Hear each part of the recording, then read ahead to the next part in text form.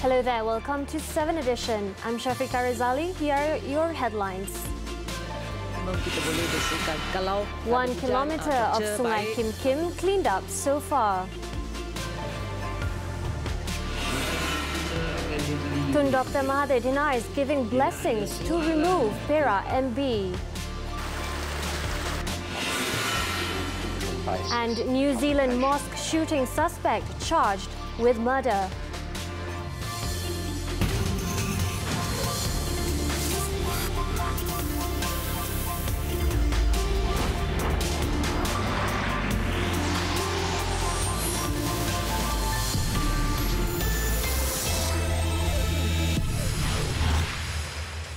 Good evening. We begin tonight's bulletin with updates on New Zealand's terror attack on Friday. An Australian man has been charged with murder over the massacre of 49 people at 2 mosques in Christchurch. 28-year-old Brenton Harrison Tarrant appeared in the district court this morning and no application for bail was made. Tarrant was charged with murdering a man whose name was suppressed by Judge Paul Keller on grounds of undue hardship to his family. The accused was remanded in custody without plea to the High Court in Christchurch on April 5th. He did not speak but appeared to make a white supremacist sign with his hands.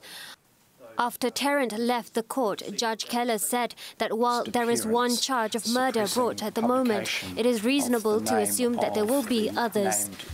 Earlier, New Zealand Police Commissioner Mike Bush said Tarrant had been charged with 1 count of murder, with other charges to follow. Tarrant, who grew up in the New South Wales town of Grafton, had been living in the southern city of Dunedin, about 360 kilometres south of Christchurch. New Zealand police closed the Christchurch court to the public over security concerns, but the media was able to attend.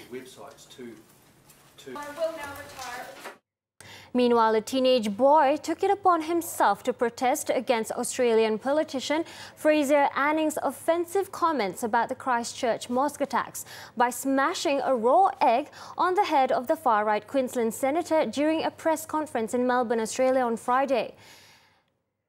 When people are getting attacked in their own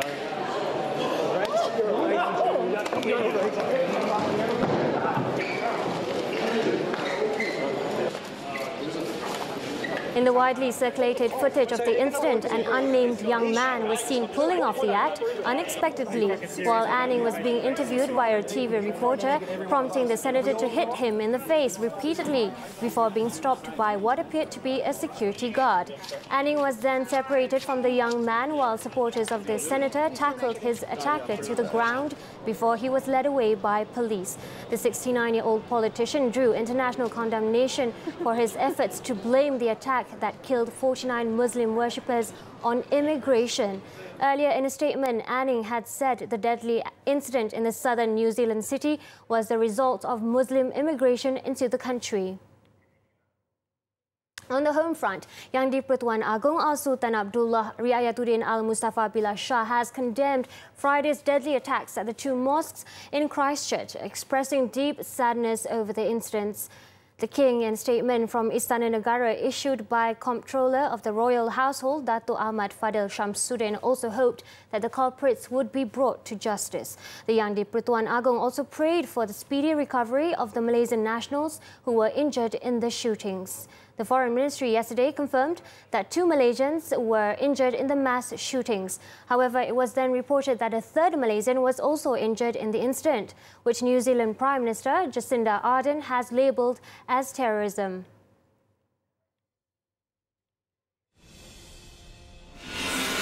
Meanwhile, the 3 injured Malaysians are now in a stable condition and would be undergoing surgery to treat their wounds. Foreign Minister Datuk Saifuddin Abdullah, however, said 17-year-old Muhammad Haziq Tarmizi is still missing. So far, setakat hari ini, belum setakat hari inilah ya, kita masih belum dapat dikesan. Mengikut orang yang berada di situ, mereka nampak Muhammad Aziz dengan ayah dia lari sekali. Ayah dia yang kena tembak, Muhammad Tarmizi, tapi kita tak tahu di mana. Kita harap dia selamatlah ya. Ya mungkin dia berlindung di mana-mana. The three injured were Muhammad Hazik's father, Muhammad Tarmizi Shu'ib, Rahimi Ahmad and Muhammad Nazrul Hisham Omar. Tarmizi's other son Haris, aged 12, is being treated for trauma at a children's hospital. Datuk Saifuddin also said 2 officials from the Malaysian High Commission in Wellington are in Christchurch to assist the Malaysians there, while another official from Wisma Putra is currently en route to New Zealand. There are about 1,000 Malaysians, of whom 200 are students, presently in Christchurch. In Friday's incident, elderly worshippers and children were mercilessly gunned down as a heavily armed attacker methodically targeted Muslims at the 2 mosques in the South Island city. At least 49 people died and another 48 were injured in the assault, which had been described as New Zealand's worst massacre and marked as one of the country's darkest days. Now, the Fire and Rescue Department of Malaysia, JBPM, confirmed the presence of hydrogen cyanide gas up to 4.5 parts per million or ppm detected in Tanjung Puteri area in Pasir Gudang last Wednesday. Johor JBPM Director Datuk Yahya Maris said it was the highest chemical readings detected following the hazardous chemical waste pollution in Sungai Kim Kim since March 7th. According to Datuk Yahya, the toxic gas readings lasted for 2 hours in the area before gradually recovering, and the condition of air quality in Pasir Gudang area was now at a controlled and non-hazard level. He also said there are 15 hazardous chemical gases also detected in the vicinity, but the reading is below 3 ppm. Cyanide ni, mana dia mestilah bawah daripada 3 ppm. Mana lebih daripada 3 ppm tu kita dah berjaga-jaga.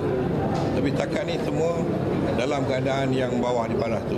Mana kita ada kesan lebih daripada 15 jenis gas yang ada, tapi semuanya tidak membahayakan lah. Datuk Yahya added the most hazardous chemical reading was recorded last Wednesday in Tanjung Puteri area.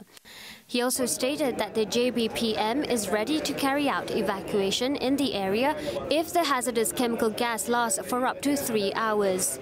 He said this at a press conference at the Fire and Rescue Operations Centre at the Indoor Stadium of Pasir Gudang Municipal Council, MPPG, today. Now in Pasir Gudang, about 1 kilometre of Sungai Kim Kim, which was contaminated by toxic waste, has been cleaned up by contractors. Energy, Science, Technology, Environment and Climate Change Minister Yeo Bee Yin said up to midnight yesterday, the cleaning up work were done faster than scheduled. She also said the remaining 500 metres of Sungai Kim Kim is expected to be cleaned up in 2 days' time. So yang paling tercemar sudah dibersihkan di Sungai Kim Kim, ya. So 1 kilometer kita berharap bahawa hari ini, hari esok 2 hari maksimum kita boleh bersihkan. Kalau tak ada hujan, cuaca baik, kita boleh bersihkan dengan baik. She said this after visiting the early treatment centre in the Pasir Gudang Municipal Council Stadium. Yesterday, 3 contractors were appointed by the state government to clean up the 1.5-kilometre long river. The cleaning up work, which involved 90 workers, began last Wednesday.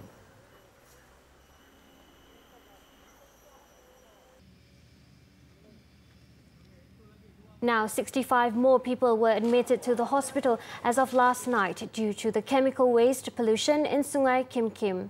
This brings the total of those still treated for toxic inhalation in the case to 371 people from 491 people yesterday. State Health, Environment and Agriculture Committee Chairman Dr. Sahruddin Jamal, in a statement today, said 8 people are still in the intensive care unit, ICU, and reported to be in stable condition. He added works to clean up the river were in progress by contractors under the supervision of the Department of Environment. He also said the cleaning works are being carried out round the clock in 3 shifts. Dr. Sahruddin also reiterated the need for the public to not go near the site where the cleaning works are being carried out.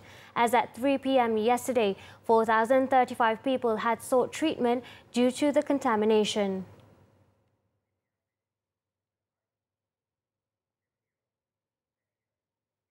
In other news, 70 to 90% of cases of people receiving treatment at the Pasir Gudang Municipal Council Stadium medic base were due to panic.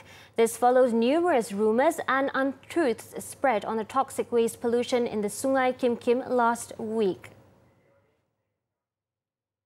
Dan mereka sebenarnya panik. Ya. Jadi bila dia panik, dia datang dengan simptom seperti hyperventilation, iaitu dia bernafas terlalu laju. Ya, ataupun dia jadi sesak nafas, shortness of breath. Dan kadang-kadang simptom anxiety ini juga diburukkan dengan kalau dia memang ada asma ke ataupun penyakit-penyakit kronik yang lain, dia akan menjadi lebih teruk. Misalnya mungkin dia dapat rashes, naik merah-merah dekat badan, ataupun dapat gatal-gatal ke, ataupun dapat pening kepala, dizziness dan sebagainya. She added that air pollution also impacted badly on those who had asthma and heart problems and panic would also worsen their conditions. Panic could also result in some people getting rashes, itch and headache.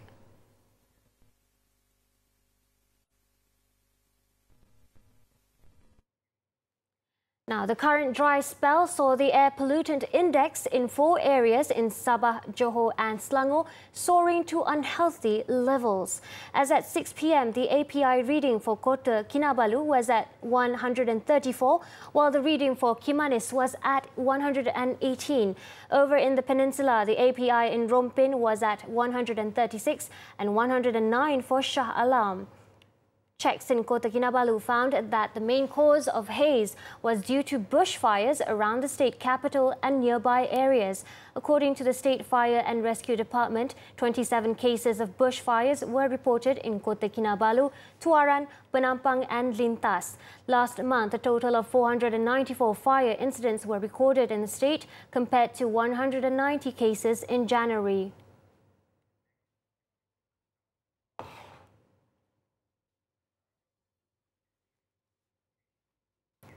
Moving on, an elderly woman was found dead at her house in Taman Berjaya, Sungai Pele in Sepang with injuries on her face and body. 78-year-old Chin Nok Moy was believed to have been robbed as the back window showed signs of being broken into. The victim's body was found by her neighbour who went over to her house at around 8:30 a.m.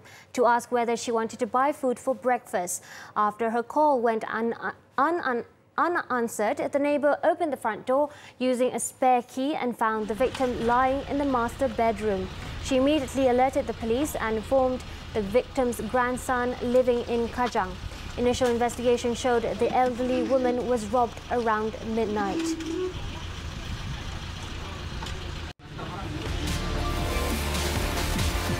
After the break, we take the new Persona out for a test drive. Details next.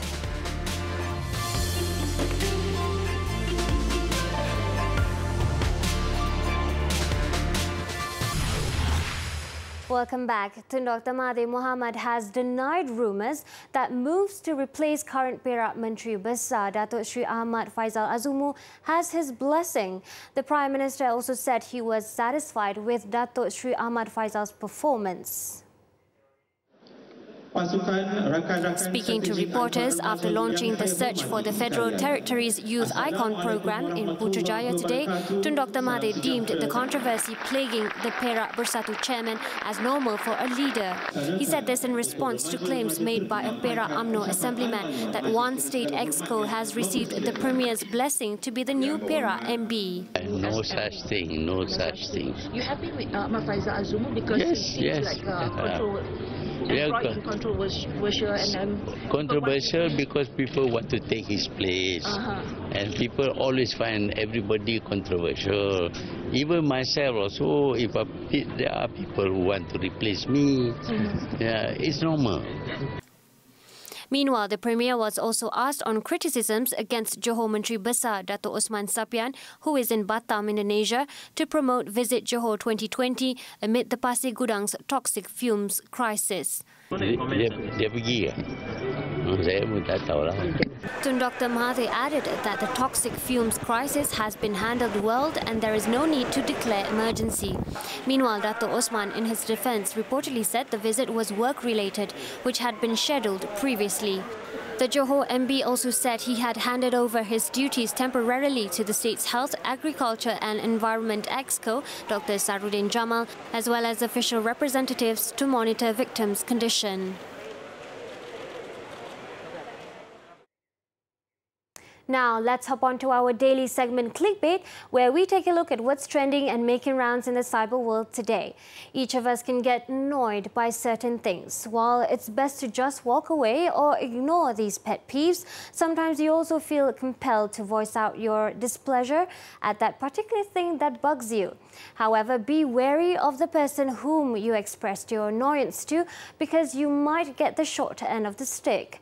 This was what happened in Singapore when a Chinese tourist asking for directions scolded a man for his bad Mandarin, so he decided to direct her to the wrong place instead. Here's the story. The man, named Timothy Bond, took to Twitter to talk about the fateful encounter, in which he was on the receiving end of the woman's rudeness despite he was trying to help her.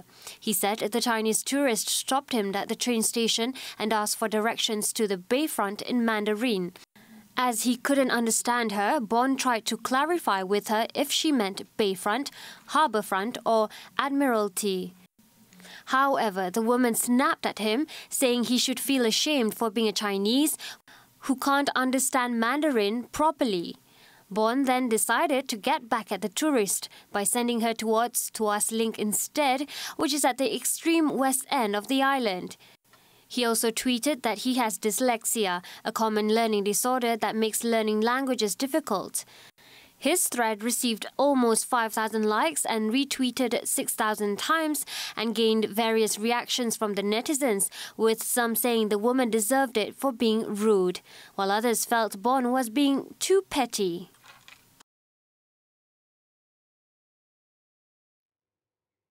Now updated as of 7 p.m, here are the top trending topics and searches on the internet today.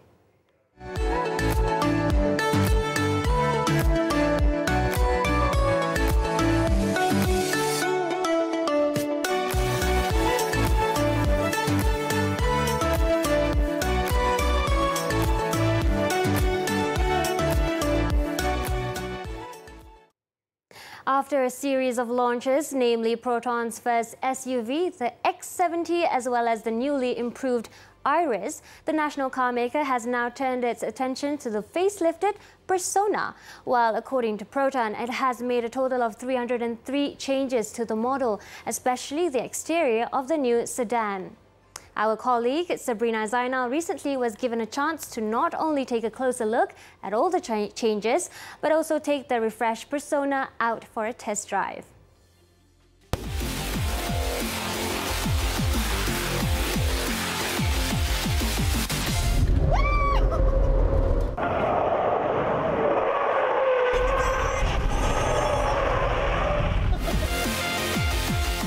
The 2019 Persona has been updated with a fresh front fascia comprising an ethereal bow grille, which looks similar to the one on the X70 SUV. New LED DRLs, a new rear bumper, a new rear spoiler, as well as automatic headlights. The Proton logo in the middle of the car's rear has also been removed, replaced by Proton lettering which runs across the back right above the number plate. You'll also find a new infotainment system, a more basic version of the Geely Smart ecosystem developed in collaboration with eCarX, with a 7-inch touchscreen and the same high Proton voice control function as the X70. It also includes 4G and Wi-Fi connectivity, online music streaming, online navigation, over-the-air update, a reverse camera with dynamic line, and parking aid display. The infotainment system makes the Persona the first car in its segment to come with a built-in SIM card. The CVT has been recalibrated to reduce fuel consumption by around 3 to 4%, and changes have also been made to achieve improved braking performance and refinement. The new Persona's estimated 5-year service costs 3,051 ringgit, which is basically the service cost for the first 5 years, about 32% cheaper than its key rivals. The national car maker has been upgrading and expanding its sales and service network since it partnered up with Geely as part of its efforts to improve customer service. Having said that, the new Persona will be launched together with the new Iris, which was previously previewed a couple of weeks ago within the next couple of months. As with its hatchback sibling, there will be an online flash booking for the car until March 22nd with a fee of RM9.99. What an eventful day here at Proton's test track. After test driving the new Proton Persona, I feel like they've done a good job in giving a refreshed look and fine-tuning everything that the Persona is about. Now, the handling is great, the braking is a lot smoother, and I feel like it's a lot more stable, which is great for a family car.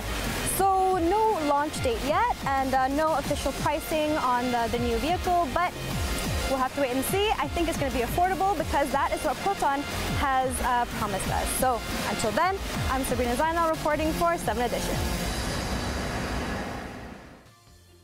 The rising cost of living is a heavy burden, especially for the low-income group and many others who need to spend prudently, even on essential items and groceries. In light of this, Petron Malaysia has kicked off the Hypermarket Sweep campaign, a shopping spree challenge not only to reward its loyal customers, but also to help lessen their financial burden. The initiative was officially launched recently at Giant Hypermarket Shah Alam in Selangor, which saw 20 teams racing against the clock to collect 55,000 ringgit worth of groceries. Currently in its fourth season, the Hypermarket Sweep will make its way to 4 other states, namely Johor, Penang, Pahang and Sabah, offering prizes worth 225,000 ringgit in total. We will be giving up at 5 locations, and at each location there will be about 15 to 20 winners, and they are going to have a wonderful time running around collecting all the groceries up to the amount that they are entitled to, whether it's 1,000 or whether it's 4,000. 5 grand prize winners took home 4,000 ringgit worth of groceries, while 10 consolation prize winners walked away with 3,000 ringgit worth of goods, and another 5 bagged 1,000 ringgit worth of products. Each winner, alongside 3 family members or friends, were given 2 shopping carts to race through the hypermarket and grab as many items as possible within a limited time. The challenge saw participants loading their carts with high-value items such as Thai fragrant rice, bicycles, baby milk formula and diapers, as well as premium chocolate products and ice cream, among others. Many participants expressed their gratitude for the opportunity, which also provided them the chance to embark on a charitable cause. Firstly, dia dapat kurangkan beban kita lah, sebab kita dah boleh beli, dia bagi kita satu amount, so kita dalam masa 4 minit kita boleh beli banyak barang yang untuk kita ambil, so kita dah boleh saving lah untuk sebulan. Actually, we bring to the things all not for our family only. So we bring to the charity, not help each other.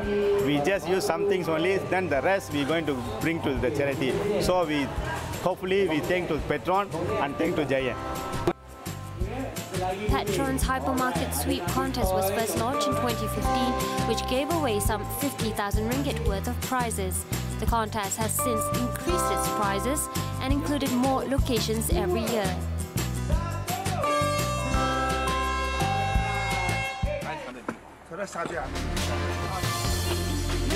When we return, 7 dead in landslide triggered house collapse. Don't go away.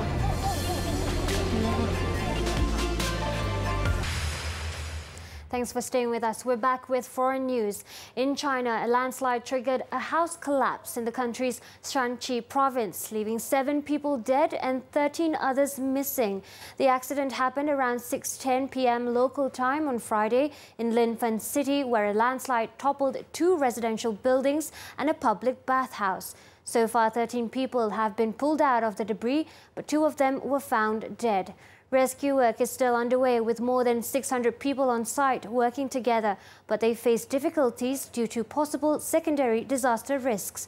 Efforts are also slow as heavy equipment cannot be used at the site due to the geological conditions. Teams search by hand in the debris with the help of live detection instruments and rescue dogs.